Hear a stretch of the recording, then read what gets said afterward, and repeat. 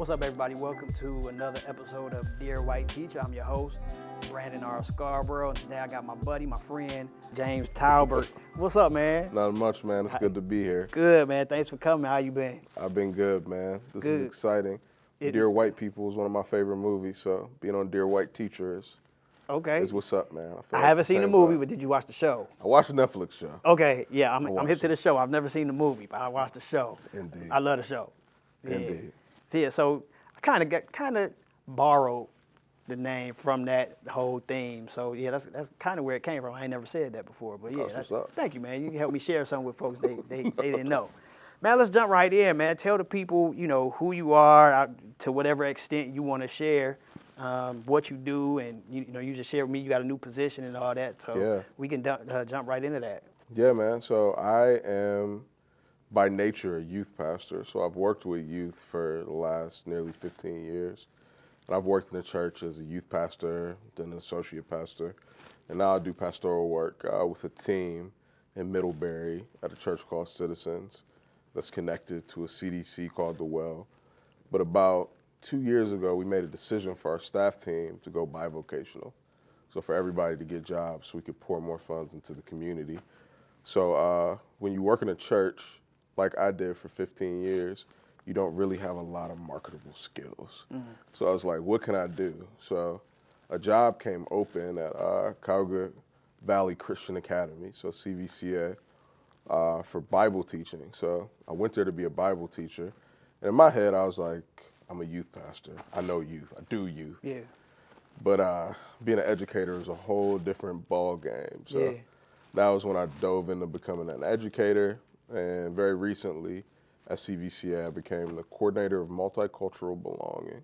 So I do a lot of work fighting for diversity and equity and inclusion at CVCA.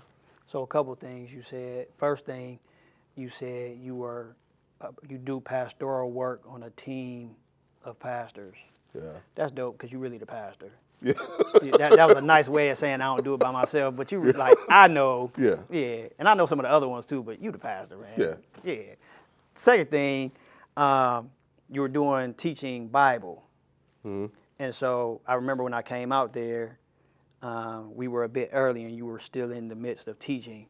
And man, I thought that was one of the most phenomenal Bible classes I ever sat through.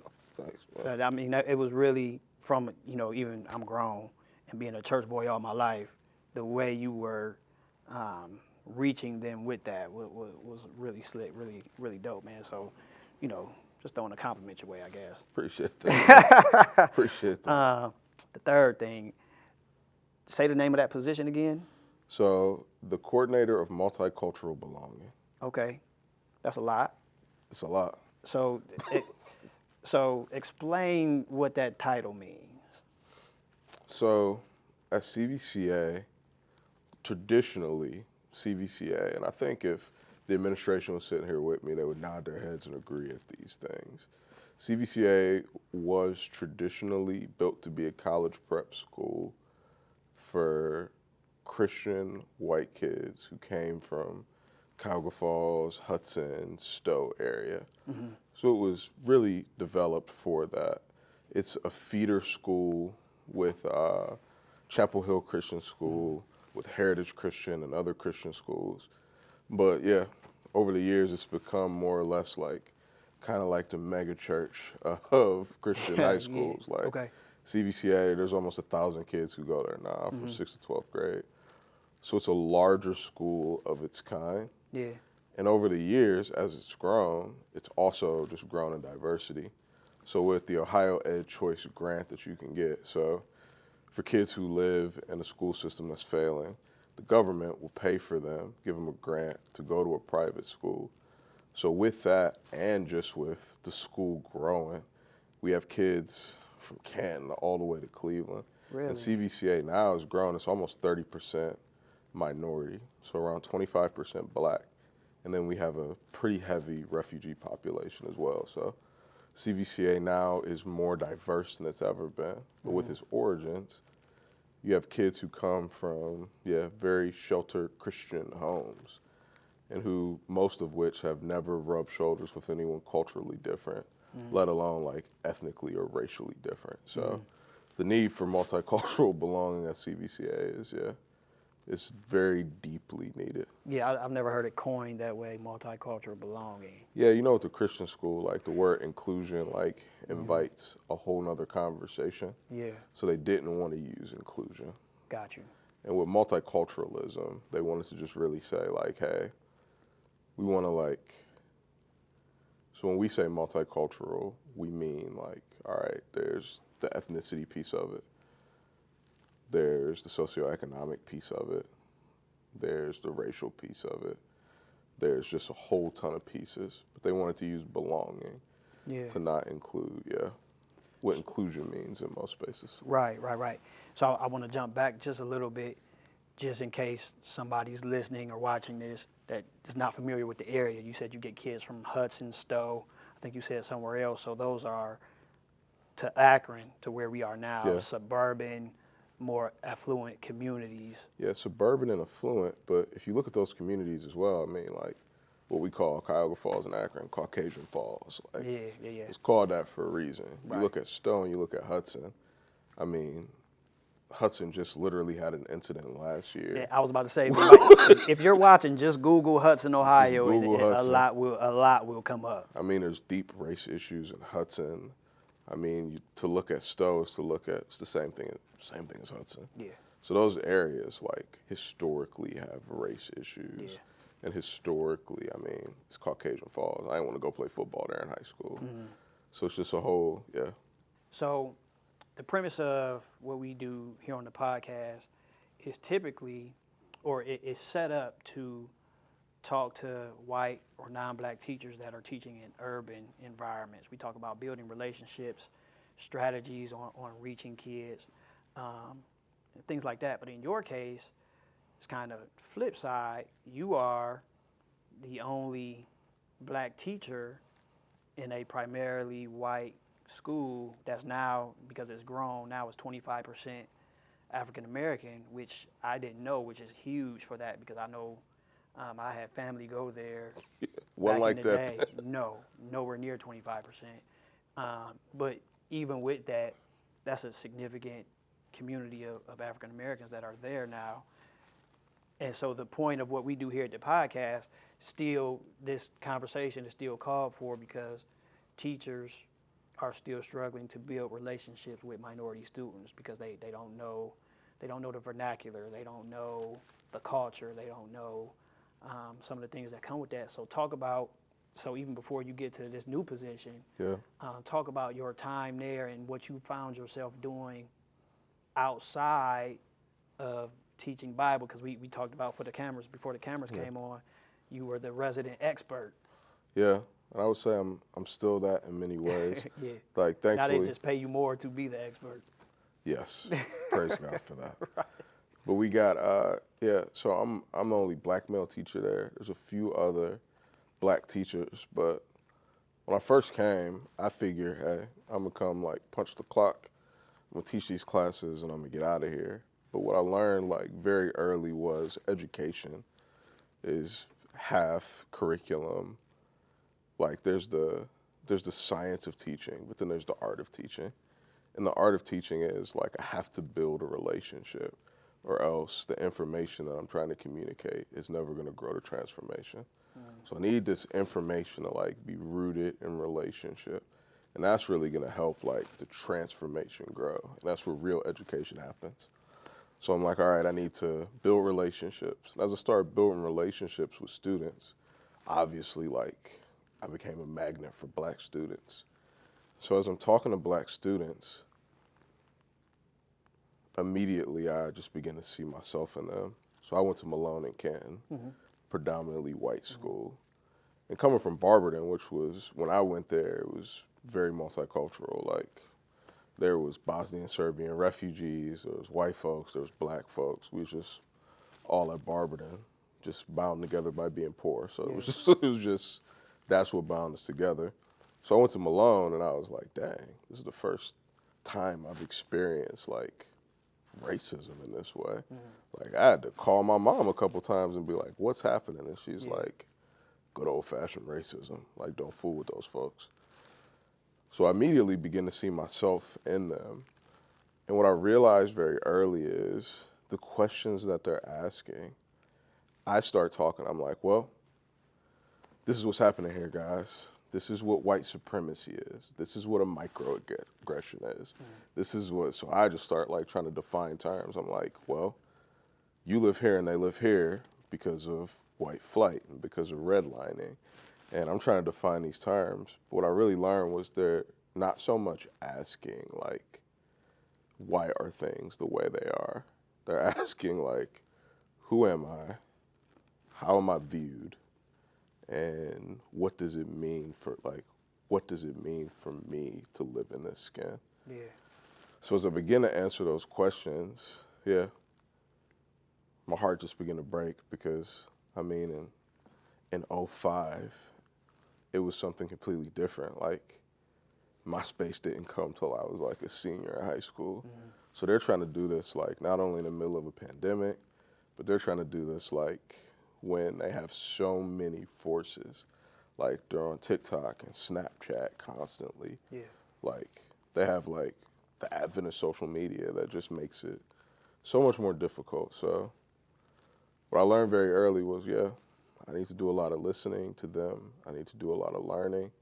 I need to enter their world, enter their space in order to, yeah, help encourage them and move them forward. But yeah, it's been a. Can you think of how long you been there? So this is, yeah, the end of year 2. End of year 2. Let's go back to like year 1, month 2.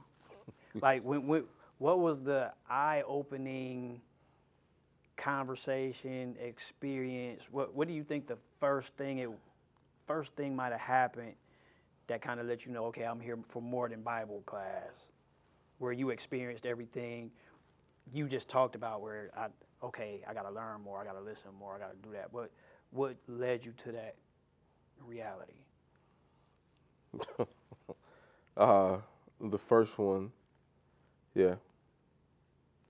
I'm not going to say his name because his mom is a teacher in APS, and she probably will watch this when I ask her to.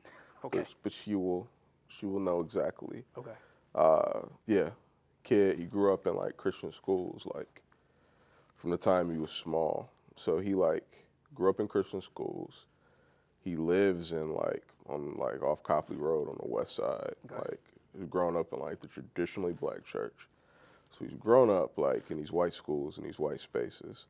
But not only is he confused like by that, but then like his idea of Christianity is like, yeah, we shout and speak in tongues here, and then I'm in these spaces that say that's wrong. So immediately like he felt comfortable, so we started having conversations about that.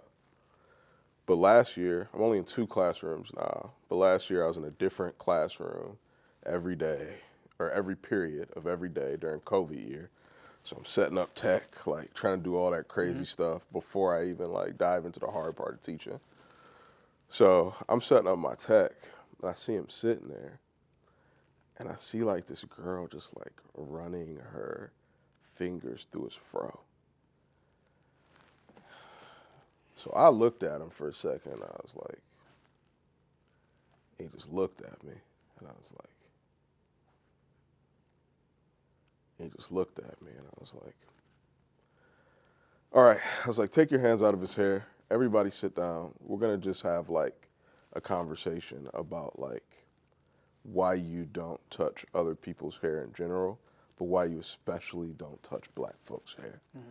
And like it started with like a laugh from the class, but then as I got into it, it turned into a real actual teaching experience. And what I'm learning is like the more I'm able to do things like that in the classroom, and the more I have boldness and I can say, all right, we're just gonna like stop everything and like actually discuss and talk about this. Like I talked to him after class, and he was like, that's the first time I've like felt seen in a classroom. And he's been in those type of schools since he was like a young kid. And I think what makes me so excited about the work I'm able to do now is I'm able to say to like white teachers, hey, like, don't be afraid of like getting canceled. Don't be afraid of like all these different things. Like, you have a duty to love the students that are in your class. Wow. And when you stop and when you do that, it's going to mean something even different than when I do that. They all expect me to do that. Yeah. Like, especially now, like they know I'm going to do that. Like I walk around with dreads, like they expect me to do that. But like when you stop and when you're culturally sensitive enough to create space and hold space for minority students in your classroom, like it means the world to them. So that's what makes me really excited about the work I get to do now. So I don't want to lose both of my responses to that. So the first one is about the students. The second one is about the teachers. When you had that conversation with the students, did they ask questions? What was their response to that conversation? Was it, we had no idea, apologies, or, we just didn't know? What was that? Yeah. That So feedback like? yeah, I always try to, whenever we have these conversations, I try to just invite them by saying like, hey, I want to create a safe space. Like, there's no wrong question. There's no wrong opinion. The only way that we can move forward together is through understanding. And the only way you can understand is through asking questions. So, like, this is not your social media platform. Like, we're trying to go somewhere together. So let's ask questions. This is a safe space. No one's going to judge you. No one's going to. And I feel like the more I was able to do that over the course of a year and facilitate those spaces, yeah, students, yeah, they asked questions. They were like, why? Like my white students, they were like, why? And then I like said the student's name. I was like, how does that make you feel? Like when she was running her hands through your hair, like unsolicited, how did that make you feel? And he said, like a dog. And I said, like, There you go. That's why. I was like, that's why. Yeah. Because it makes him feel like an animal. And he already feels different than everyone. Why does he feel different? We've gone to school since we were in the second grade together. We have all the same experiences. Do you have the same experience? Right. Do you have the same experiences? And what I've also learned is like, it all depends on the student. I know that he would like say something. I have some minority students that like, yeah, especially in a setting like CVCA, I can't expect like my minority students to be like Malcolm X. Man, like they're in early adolescence. Mm-hmm. And many of them feel things and they just don't have the words to like associate what they're feeling. So like if I was in a class with different students, I would have just like led that up and not asked them questions. Right. So I think, yeah, from that standpoint with the student, yeah, it was a real opportunity because I knew like I could like look in his eyes and tell like I'm he's uncomfortable. about to, yeah, like Yeah. I'm uncomfortable with what's This happening. don't feel good. Yeah. Yeah. So, same question. What was the first experience that you had with a teacher or teachers, or maybe in a meeting atmosphere, where you felt the responsibility to speak up or speak out about whatever you just heard or experienced? Yeah. I'll start by saying this, like, I can't appreciate more like the teachers that I work with. They're all trying to figure it out. Like, they're legitimately trying to figure it out. Mm-hmm. So I welcome, like, I wouldn't have taken a position if I didn't want to, like, yeah, grapple with difficult things and try to help. But like, they're legit trying to figure it out. Yeah. And we have like some older teachers, like we have teachers who are in different spaces. Some teachers who are older, who are pretty set in their ways. We have some teachers who are younger, who could, yeah, write the volume 2, 3, and 4 of White Fragility. Like they're way down the line. But I would say in general, like, we have great teachers. But yeah, we did this senior day where we took all the seniors out to Camp Carl. It was a great day. We did competitions. We started this whole new schoolhouse system. It was awesome. And I had a girl, like, yeah, she's great. She's a senior, but she's kind of like over it. And you can tell, like, she's been black in this environment for a long time. She's just dead over it. Yeah, she ready to go. Yeah. So, like, she's just ready to go. Excuse me. So, like, the school has rules, and, like, everybody has to follow the rules. Yeah. The school has rules. but because it's a predominantly white school, like some of our black students get lost in those rules. So she has like orange blonde hair. It was a little more orangish than it was blonde, but she showed me the palette. The palette was blonde, so she went to the salon and got her hair orangish blonde, right? Okay. So the school policies and rules say like you can't change your hair color like to an unnatural color, right? Okay. So it can't be an unnatural color. It has to be a color that's like natural to you. So the first thing she says to me when we get to know each other, like during that day, is she's like, she's like, why can white girls dye their hair red, brown, and black? And it's natural, but I can't dye my hair blonde. She's like, why is that unnatural? And I'm just like listening to her, and I'm like, I want to give her like I want to say to her, like, because your hair is orange. But before she could say that, like, she pulls out her phone and she's like, this is the palette. She's like, it's blonde. She's like, it just looks orange because my hair is black. She's like, it's not unnatural. She's like, they dye their hair blonde. I want my hair to be blonde. And then on top of that, bro, like, we did like water games at the end of the day. And bro, I seen it like, it was like a truck coming, man. Like, I just seen it happen. You saw it unravel? I watched it unravel. And like, everybody like ran to the middle, and all the teachers, like, it was so fun. Everybody was having fun. All the teachers just like threw the water from the water games, like in the middle on the seniors. And man, one of the teacher's buckets just like smashed her. And I seen her hair frizz up immediately. Like, I seen it frizz up immediately. She's just talking to me about how she got it dyed. She like runs inside like crying, and all the teachers are like, what's wrong with her? And I was like, oh no. I was like, we having so much fun, I just don't want to do this. Yeah. So I waited until we had a meeting, like, so we debriefed like what happened, and I was like, we can't have water games. I was like, we can't do water games. But that was like, it was a great opportunity for me to be able to say like, hey, we can't do water games because like, when you get her hair wet, she's gonna scream and cry. Like, she just dropped. Yeah. I'm like, you don't understand. Like, she just dropped like 300 of her own money, like on her hair. Hair's a bill. Yeah, like hair is like. So we were able to have that conversation, and it was actually like really fruitful. Like, me and another house leader like went and talked afterwards, and she was like, hey, please, like, she's like, I love our students. Anything I can do, like, let me know. Like, I slid her some materials. Like, we talk on and off. So that was a good experience, but it's just a lot of like, we really speak different languages, like, culturally. And yeah, cultural interpretation with teachers, I would say, is like the biggest thing I end up doing. Yeah. First thing is, it's amazing how hair has been the foundation of this entire conversation. Listen, since we started. That's number one. Secondly, though, cultural interpretation. So if we use, for an example, like the teacher you just talked about that said, hey, I'm open to, I want to learn. Have you encountered those that don't? Oh, yeah. Oh, yeah. I think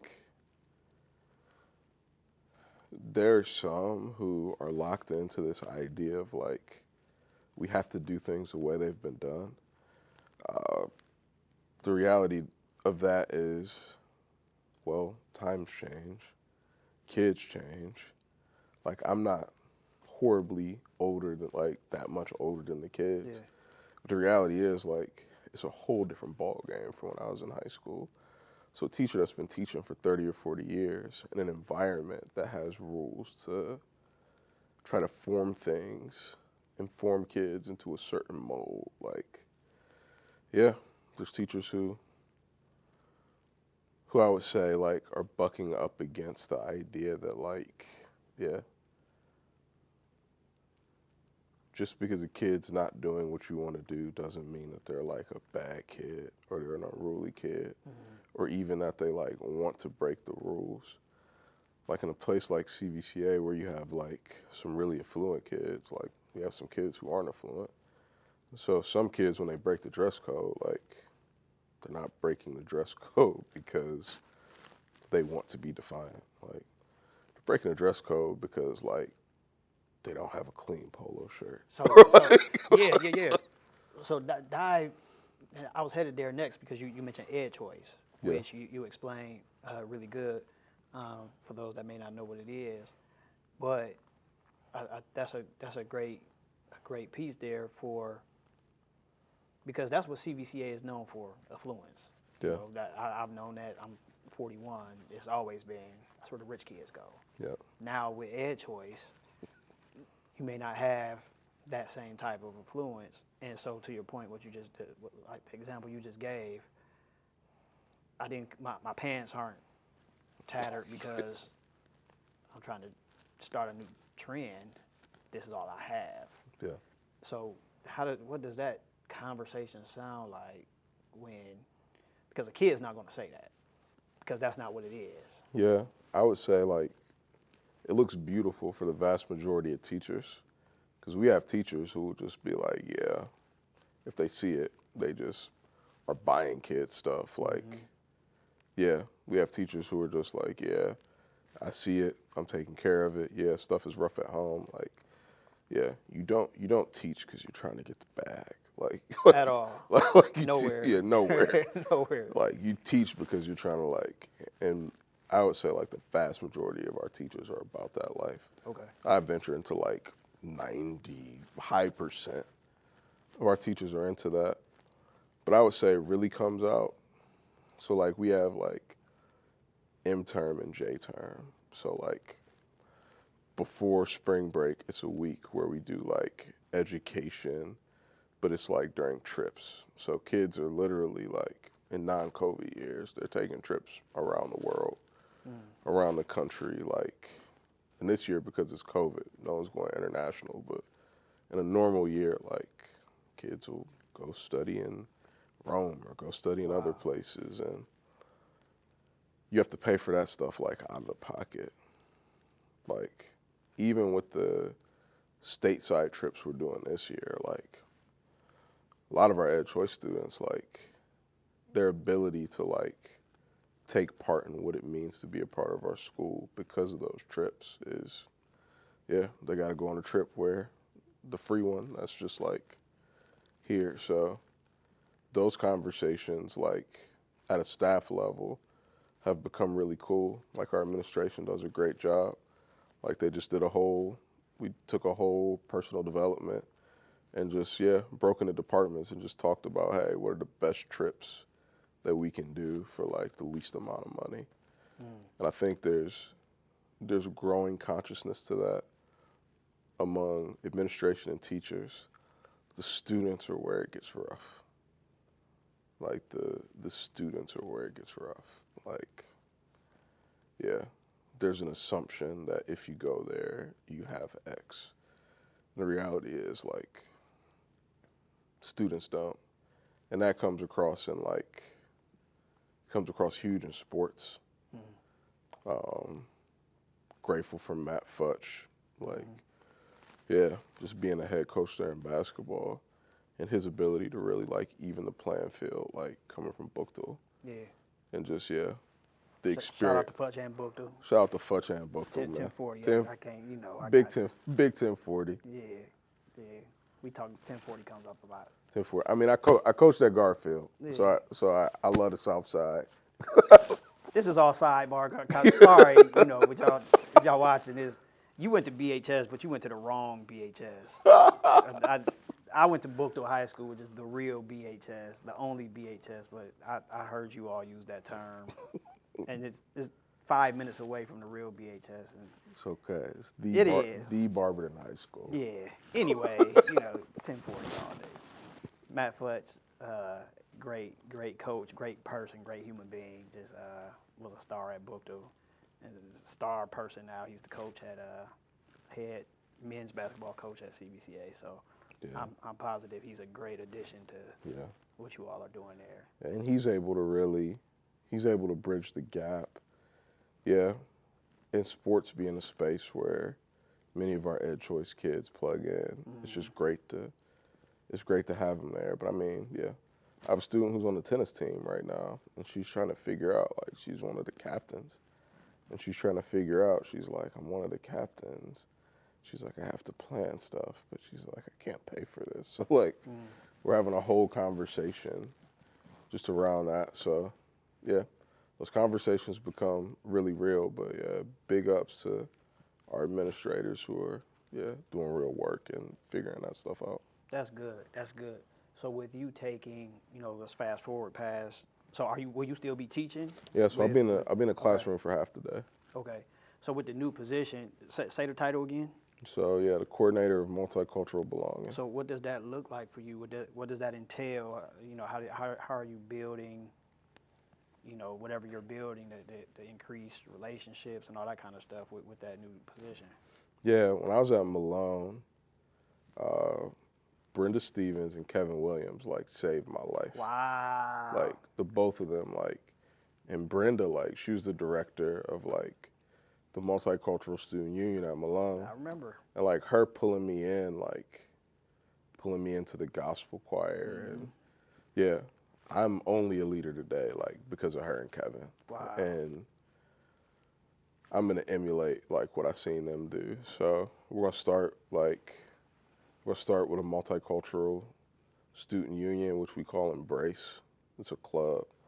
So I've done some work this year and just really gathering students who just want to have these conversations, and students who are passionate about diversity and unity and exploring what that means at CVCA. So pulling that together, and that's a club that's existed there for a long time, but yeah, I'm the advisor of it now. So doing that, we're gonna have like a multicultural student emphasis week.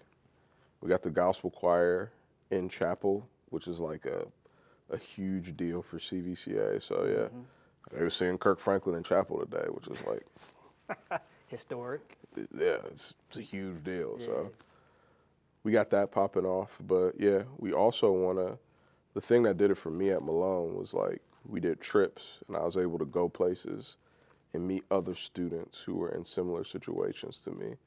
And I was able to like see things that were going on there. And I mean, that's the reason why why we're seeking to be a multicultural church now, like all that stuff I've seen at Malone. So yeah, I hope to do a lot of that stuff, but that's on the student side. With the teachers, yeah, our principal is just really committed to, love working with him and working for him. He's committed to, training teachers, doing simulations. We got coaches training coming, because we play in the pack. So we play in the league where we're sending I have to have the talk with our black basketball players before they go play basketball at Northwest and Canal Fulton, because of what they're going to be called. So just like parents have to have the talk, this is what you do when you get pulled over. I'm like, yo, this is what you do when they make gorilla sounds, which is a literal. Yeah. When you catch the ball. Because we're talking about now kids, ed choice. Ed choice kids. From the west side, south, whatever side of Akron, that are going to places they would never go. Never, ever go. If they never go to Navarre or Fairless or. No.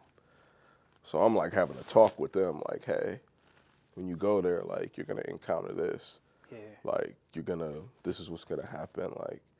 This is what you do when that happens. But then with the coaches, we're having conversations around how do we train our coaches? How do we train our white coaches to protect our black students? Yeah. So the thought that just came to my mind, what would be happening if you weren't there? So I think I provide Matt, our principal, he's the dude. So he drew up job descriptions when he was a teacher there before he was a principal. So he had drawn up job descriptions and was handing it hey, we need this, we need this, we need this. So he's been pushing for this forever. I think now it's the right time. I think I provide them with a person who can focus into it and do it. We got some other folks there doing really cool stuff now. I mean, like, Futch is the head basketball coach. Like, we just, I think now we have, like, it's the time for us to move on these things. And we have the folks who can, focus and get it finished. Yeah, so before we started recording, you mentioned you were hiring Kyle. Like, what would his position be? Yeah, man, we're doing everything we can to get Kyle on, man. Like, We just talking on camera like all these people gonna know who we talking about. But yeah, we're doing just roll with it. Yeah, we're doing everything we can to get Kyle on. But I mean, like, there's just a commitment to hiring black teachers and hiring staff, so that our staff can, like, reflect our student diversity. Yeah. Because until that happens, like, we're sitting ducks. So yeah, we're having conversations about what it looks like, man. He's there now doing some facility stuff, man. But yeah, Kyle, this guy, he comes from the school, he comes from the culture, he's coached there, he loves it. But man, he's gifted. And, like, no, he's not like a traditional educator, but man, we're a charter school. Yeah. Like, we're private charter schools. We can hire this brother and get him in there and get him around students to create more safe spaces. Because representation matters so much. Yeah. So, you know, if everything was perfect, you bring him on, you get to build your team. What does this position look like for you in the dynamics of the school? I guess I mean in, like, outcomes and shaping thoughts, shaping actions, things like that. Yeah. I think an outcome would be, I tell my students, like, in our Embrace Club often, the reality of the issues that we're talking about. Like, when we're talking about white supremacy, like, we're talking about something that has been happening in the United States for over 400 years. And something that, like, reaches past the origins of the United States. Yeah. What we're talking about is something huge. So when we talk about, like, what do we do about this? Like, what are our responses? Yeah. Bishop Joey Johnson, we were on a call, and he said we have to create islands. He said we have to create islands of safety, and those islands of safety will come together and create continents of change. I think at CVCA, like... That's big. Yeah, at CVCA, we just want to create... Only Bishop Joey would come over would just say... Just create something like that. And Only him. He just said that like it was no big deal. Right. And I'm just, like, frozen after he said it. But I think for us, like, we're trying to create, like, islands of safety. Yeah. So, yeah, our classrooms, islands of safety, training teachers to, like, respond better in situations, training students to be able to actually have healthy conversations, training students to know, like, hey, this is who I am, this is my ethnic heritage, giving kids handles around, let them know that, like, hey, race is a social construct. So even for our white students, like, you're not actually white, you have European ancestry. And as they, like, grab onto that ancestry, the hope is that they say, oh, well, my friend is, like, he's black, but dang, he may not know what his ancestry is because, like, of the transatlantic slave trade. So, yeah, we're just trying to create islands of safety with the hopes of, over time, that coming together and us seeing, like, real change. Yeah. I just thought about even, maybe black students as they build friendships with white students. What does that look like to bring white students to the west side of Akron to be like, if you've grown up out there and you're affluent or whatever, you've probably never went down Copley Road. Ever. You know what I'm saying? So is that even a teachable moment to say one day, let's take a ride, so we can show you where we come from to come to school here, but there's never a reciprocation of that travel because they don't need to come into the city. You know what I mean? Yeah. And that's the identity piece. Until our students, and a lot of our Black and like refugee students live in North Hill, like I know a bunch of them. I can just see them now that they live in North Hill. They've been involved with Urban Vision, like a great ministry there. But the reality is, for them to be formed in their identity enough to be proud of who they are and where they're from, and not to see it as something that's less, but something that's different and that's beautiful in the same way that, yeah, a kid who has a huge house, like, that their experience is beautiful in the same way. Yeah. That's dope, man. Congratulations on the position, too. I know you Talbert, man. I know you're going to do what you make it do, man. I could tell, I'll say this as well, when I was there, and you got done teaching, and we started walking down the hall and passing kids that weren't, at least in that class, and I don't know if they were in any other of your classes. I could tell the bonds and the relationships that you built from, just being there, because it was, hey, man, you know, it was personal conversations. Hey, did you follow up on this? Did you do this? Did you do that? And, man, they were so respectful of who you were, and that was across the board. That wasn't Black, white, or otherwise. That was, I saw your relationships with everybody in the hallway. And so, man, I thought that was extremely dope. No doubt, man. I appreciate it, man. Yeah, I thought that was really, really cool. Man, it's been a great conversation, man. So what I make everybody do at the end is leave us with a piece of your large intellect, teach us something we might not know, or leave us with a quote, or whatever it is that you want to leave us and the people with, man. Whatever you come up with. Yeah, man. It's Black History Month. And I'm glad you said that. I wanted to go there. That was like 10 minutes ago, but we kept talking. Yeah. Glad you said that. I didn't mean to cut you off. What does Black history look like at CVCA? Something we're trying to figure out the whole time, man. There's a part of me that's like, that just wants to like wear dashikis and celebrate like every day. Yeah. And there's another part of me that's like, if I only do this month, that's going to detract from justice every day. So it's like, we're trying to figure it out. So this year's been more of we've talked to students a lot. And we said like, hey, what do you guys want to see happen during Black History Month? It was dope about them, and it's going to lead to us like a deeper celebration next year.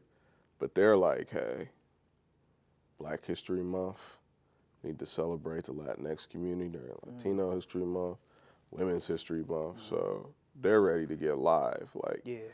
But they want to do Multicultural Student Emphasis Week in the fall, where we really take a day and we really like focus in on like the cultures that we have in CVCA, and we invite them to celebrate. So we're going to do like a taste of CVCA and have students cook things from there. Nice. From there, Please invite me. I'm a foodie.